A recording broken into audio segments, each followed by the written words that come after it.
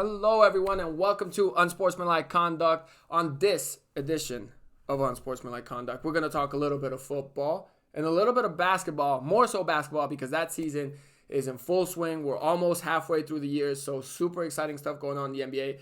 All-Star voting is coming in. There's going to be an All-Star game, so we're going to get to talk about that a little bit. But first and foremost, let's take a look at our board of topics.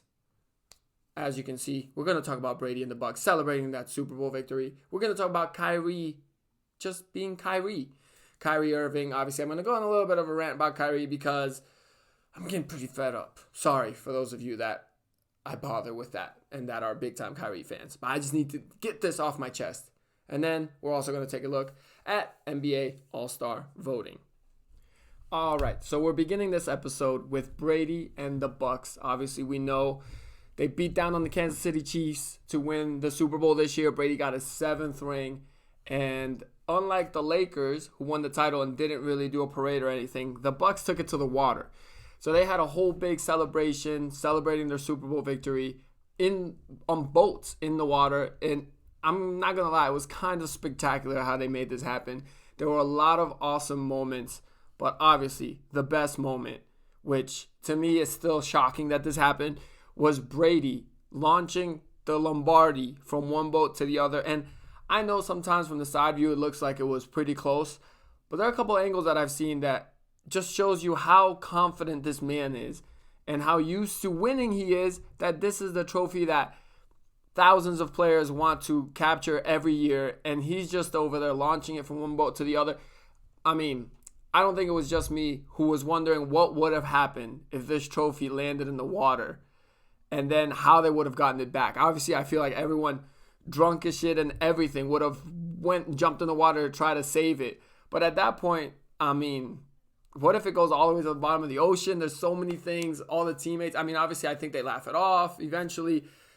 But God, that this man, Tom Brady, has to just launch the trophy like it's no big deal. And I actually looked this up because I'm imagining this Vince Lombardi trophy must weigh quite a bit, but it's actually only weighs 7 pounds, which then in turn made it almost seem more dangerous because if it's like 20 pounds, you got to go hold of it. I thought it was going to be closer to 50 or something like that, but he launched that thing, perfect pass. Cameron Brate, his tight end, caught it. Obviously, everything was all good and it was all fun, but take a look at these clips and specifically this first angle. You can see that this is not just a little 2-yard route that they ran. This is quite a throw by Brady.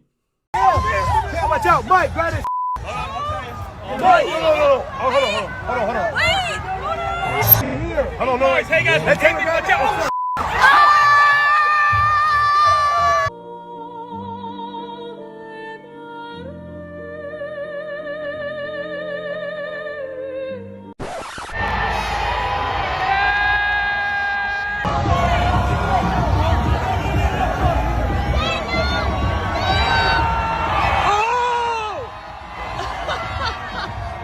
Well, and that wasn't all that we got from Brady in this celebration. Here's another clip of Brady drunk as shit, which we've never seen. And then, of course, the GOAT. I mean, obviously, first of all, he can't really walk straight from drinking too much. And then the GOAT comes up with the GOAT tweet of the Super Bowl parade day, which is right here, in which he's talking about how he had some avocado tequila. So, I mean, this dude is just at an all-time high. He's 43. And you would have thought his peak would have been 10 years ago, but no, maybe even 20 years ago at 23. But no, this man's 43, living his best life, as people say, and just doing it all and having fun with it and everything. So, man, shout out to you, Tom Brady. You're doing it right. Obviously, whatever strict diets you're doing and all this kind of stuff and the work and the leadership and whether you get caught yelling at the linemen and people criticize you for it, it's working. You're a Super Bowl champ for a 7th time. I think that's incredible. Obviously, there's the debate now, is he the greatest of all time between all sports, which we could go on and on and on. And one thing I will say, as much as the debate always comes down to Jordan or Brady, do people forget about Bill Russell? If you're going to count rings, this man has 10. I get it that it was a different time and there weren't as many teams. And obviously, I don't think he should be categorized with the Bradys and the Jordans because I think at that time when Brady and Jordan were playing, the league is so much more competitive. But still, if that's your argument, if it's a number of rings, then how do you discount this man who at this point has, I believe, 3 or 4 more rings than Brady? And Brady is the higher ring counter of them all that we know right now. So that's incredible. But before we leave this topic, there was more that happened in this parade. And this to me was hilarious. So I'll give you the lowdown of the story before we play the clips. So Godwin, who's the receiver, is with Scotty Miller. And Scotty Miller somehow drops Godwin's phone into the lake or ocean, wherever they're at in Tampa. And then Godwin gets on Mike Evans's, another receiver's, Instagram live and starts asking Verizon to give him a new phone. Obviously, I'm assuming everyone at this point is drunk there at the parade, but it made for a pretty hilarious moment. So I'm going to leave this topic off with that. Check out the clips from the wide receiver crew and their boat during the Super Bowl parade.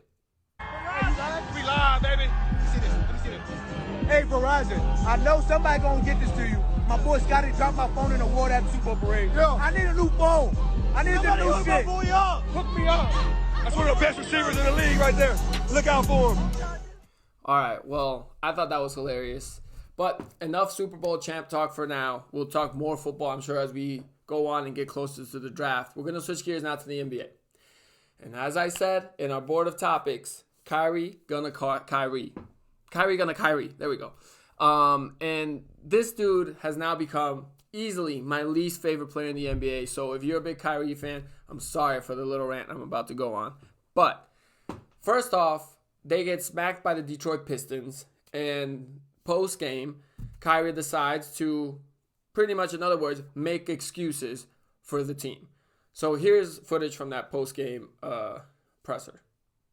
We are the team that the NBA put the most games on. We're the team that gets someone taken out during COVID, during the games. We're the team that has to deal with the refs. We're the team that is literally battling against so many odds that at this point, it's not even a reason to continue to comment on it. All right. So obviously, it's like Kyrie wants us to feel sorry for him and the Nets for all the tough times that they're going through.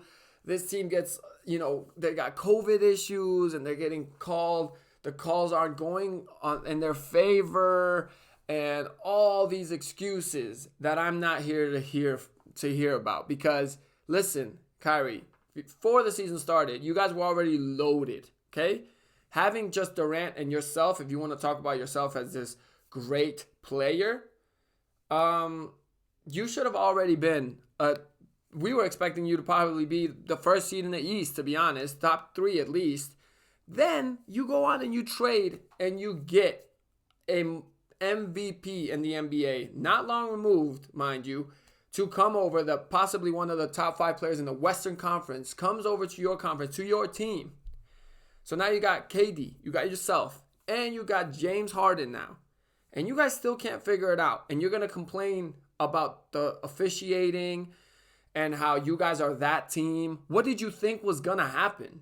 Like, I'm sorry, but that's just like, I don't feel sorry for you. You're complaining from, in other words, you're complaining from a place of privilege at this point, that you're privileged to play with not just KD, who has made a hell of a comeback from that Achilles injury, but also aside of James Harden, who's an MVP in this league, like I said. You got Joe Harris. You got a bench that's not horrible. Mind you, you need a center. But if you guys actually would move around on offense and keep the defense on their toes and play a little bit of defense, you guys would be whooping everybody. So I think Kyrie and the Nets, starting with Kyrie, because I like KD, he hasn't complained really much this season. You kind of got to look at yourself in the mirror, bud. And you got to see that you got everything you need. And this might be a hot take, but if you ask me, Kyrie is not a winning player. Sure, he made a huge shot in the finals, and that's awesome. A lot of guys have made winning shots in the finals. But without LeBron, Kyrie hasn't carried his teams very far. When he went to Boston, he wanted his own team. What happened there? He had Jason Tatum. He had Jaylen Brown. He had Marcus Smart, a team that went to the Eastern Conference Finals the year prior while Kyrie was injured, and he ran them right out of the first round against the Bucks. So, at this point, I mean, I don't know about you guys, but I would not want Kyrie on my team. I don't know how the narrative hasn't changed yet or switched up on him. Maybe after this season that happens. Obviously, I don't hope that people start bashing him just for no reason.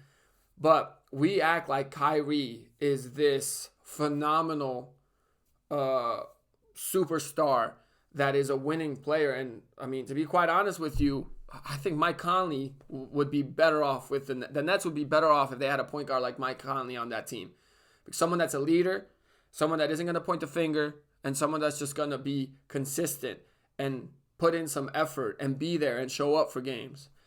And to top off this little Kyrie rant that I'm going on, they just had a Chinese New Year night at Brooklyn Nets, and they had Kyrie be the spokesperson. And I mean, I just thought this was kind of funny. And if you could, please translate for me, because there's a little part in it I have no idea what he's saying.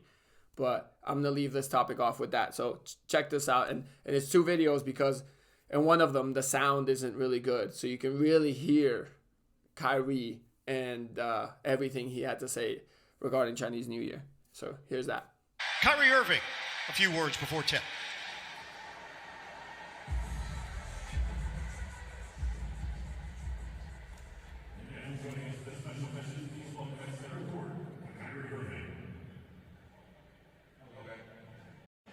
Hey, how's everybody going at home? Peace and blessings. I'm Heya from Lakota Standing Rock Sioux Tribe, also Pine Ridge Reservation. On behalf of my teammates, Brooklyn, of course, Indiana, and the whole entire NBA, we want to wish a happy Chinese New Year. Happy Year of the Ox. Peace and blessings to you and our relatives in China. All right. So, again, I just thought it was funny. I have no idea really what Kyrie said there for about 3 seconds worth of his speech. But obviously the Nets are putting him to try to be the leader of this team, the spokesperson for this team. And when you have that guy be the guy that's doing the complaining instead of holding himself and the team accountable, I think it's a problem. And I'm very anxious to see how this Brooklyn Nets season plays out. I just don't see a team with such horrible defense and leadership, or lack thereof, win a title. And honestly, I just could see so many other teams in the East beating them. I think Boston could beat them. I think Philly is easily the best team in the East right now. I think they could beat them. Even the teams that are kind of in the middle, like the Indianas, the Torontos, I think they'd give them a run. So, again, I don't really know what will happen with this Brooklyn team, but I don't like what I'm seeing. If I'm a Brooklyn fan, I'd be worried. I'd almost trade Kyrie. If you could trade Kyrie, get him out of there. Like I said, I'm sorry this is just a rant and this is just my opinion, but I just don't think he's a winning player. And, he, like I said, he went to Boston. He had his own team. Jaylen Brown, Jason Tatum weren't established yet as superstars or stars.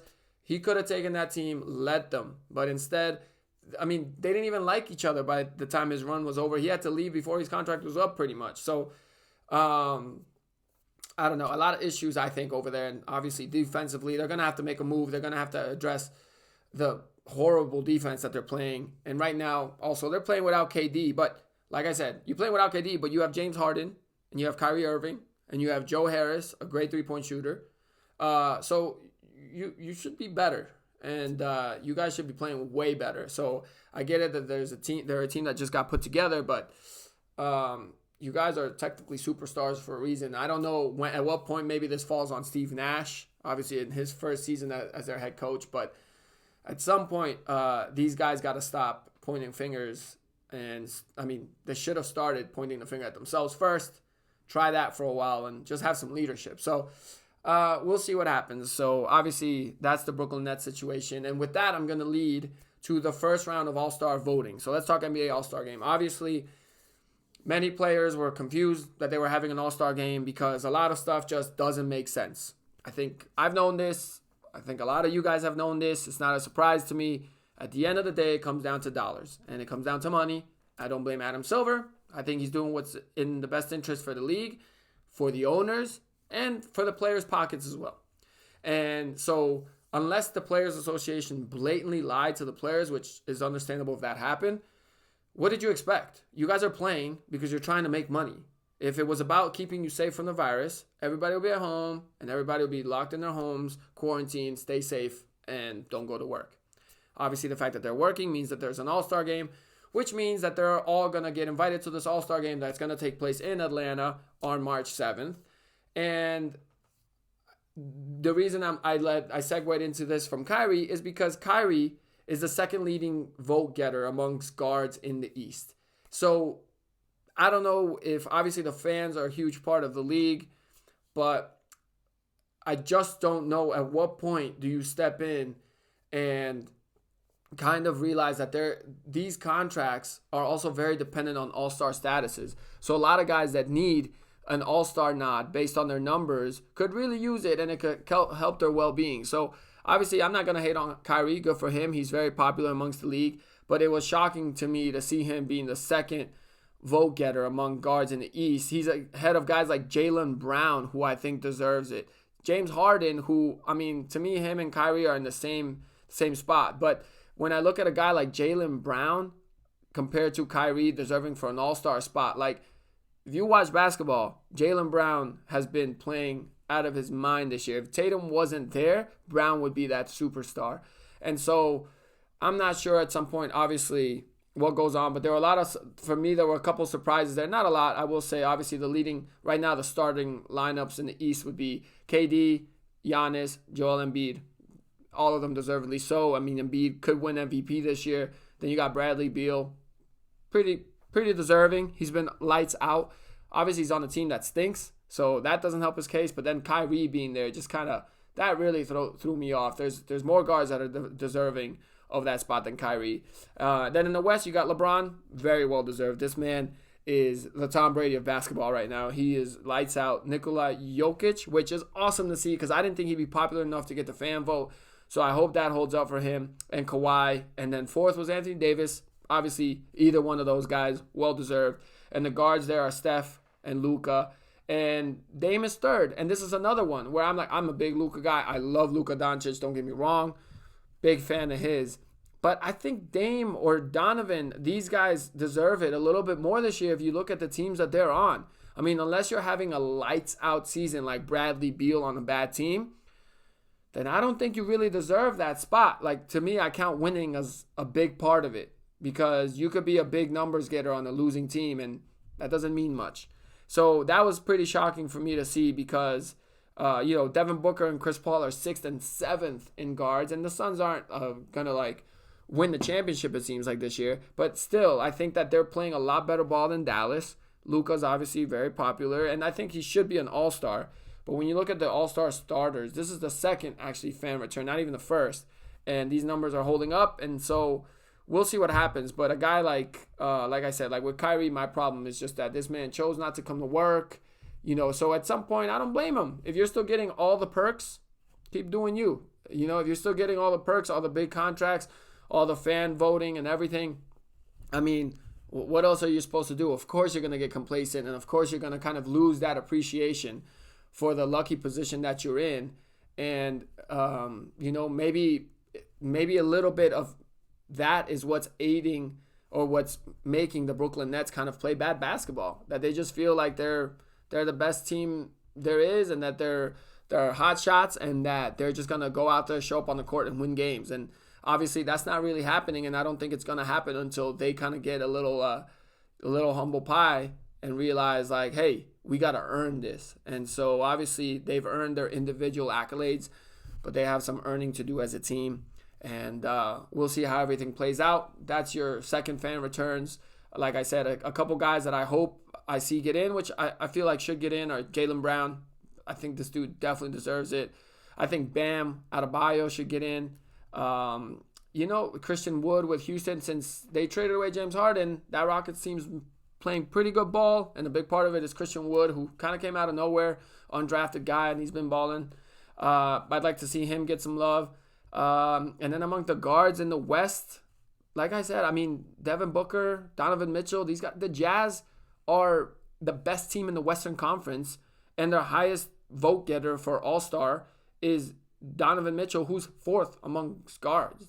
So, I mean, that's a head scratcher there. If not him, I mean, I obviously think it should be him, but Mike Conley's been playing great with that team, so we'll see. Obviously, everybody has their opinions. I'd love to hear your guys' opinions if you have any comments that you want to throw in here. But either way, it's going to be an all-star game. Obviously, I think the NBA is going to do a great job of keeping it as safe as possible. But all the feedback and the players kind of complaining about it kind of threw me off guard because I was like, not surprised. Obviously, it's about trying to make money, trying to salvage their salaries. That the leagues, all the leagues, are taking a loss with COVID.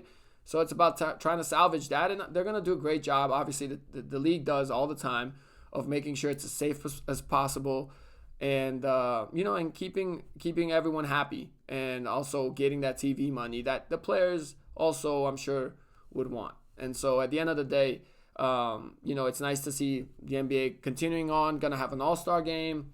Obviously, the playoffs. Hopefully by then, more fans are allowed back as things start opening back up.